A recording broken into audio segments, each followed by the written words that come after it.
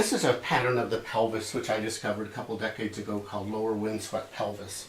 And in this pattern, upper pelvic mobility is good in all directions, and we had you lying on your back a while ago and we tested mobility in that position, and we had really good mobility throughout. And when I come to the lower sacrum, I can load it and spring it. There's a little bit of give there.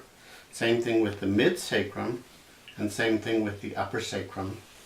And same thing in terms of superior spring mobility through the sit bones. I can see your head bob up and down with that movement. But when I come to the lower pelvis, I palpate, and your midline crease of your pants matches your anatomical crease.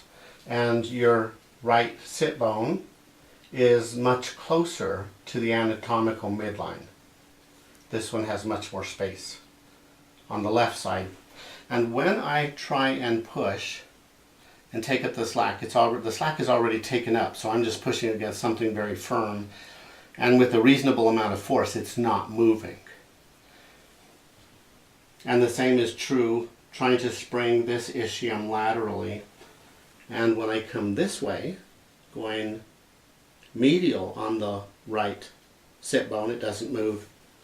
And when I try and push the left sit bone to the left, it doesn't move either. And this is again called lower windswept pelvis. And when I palpate both sides of the tailbone, the left side is higher up. There's a deeper sulcus there, and that indicates that the coccyx is side bent to the left, and therefore we can come up deeper in this sulcus created by the transverse process of the first coccygeal segment. And this pattern is pretty simple to treat, and I have other YouTube videos up that show the treatment. I'm going to go ahead and treat you, and then I'll show you the end result of that.